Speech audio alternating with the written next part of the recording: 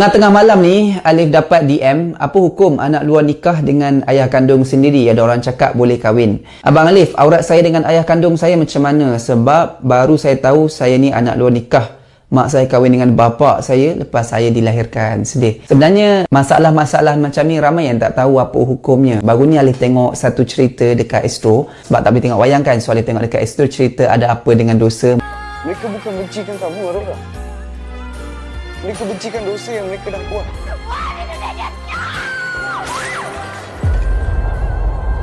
Tambah pula ada orang DM Alif suruh tengok Alif tengok cerita ni, Alif tengok cerita ni. So Alif pun terus tengok. Kebanyakan orang dia akan letak priority tau. First cerita action, kemudian cerita komedi, kemudian cerita cinta. Last sekali barulah dia letak cerita yang berunsurkan Islamik. Tapi Alif memang penggemar cerita Islamik ni lebih-lebih lagi dari cerita Indonesia. So apa yang Alif nak kongsikan ialah masalah-masalah yang berlaku dekat Malaysia ni, konflik antara anak luar nikah dengan bapa kandung. Boleh tak salam, boleh tak kahwin, boleh tak pegang, boleh tak buka aurat. Kemudian tentang orang yang beragama hidup dalam keadaan tak beragama pun. Dia faham agama tapi hidup dia tunggang langgang. Orang yang tak beragama lagi hidup beragama daripada kita. Apa guna Islam kan beribu-ribu orang, tapi darah daging sendiri? Ustaz jangan hancurkan harapan Islam dalam diri dia. Kemudian pasangan, bukan pasangan pun, orang yang belajar dekat Europe kemudian berzina.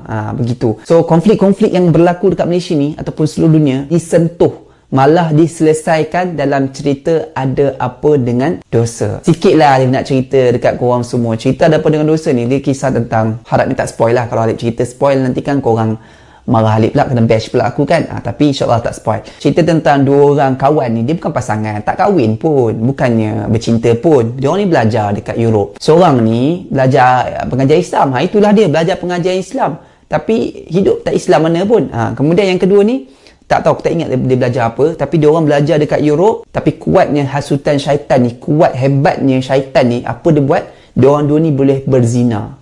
Walaupun tak ada perasaan apa-apa, berzina, babe. Ibu. Saya Aurora. Datang rumah saya, buat fitnah, nak jatuhkan reputasi saya. Awak ingat saya siapa?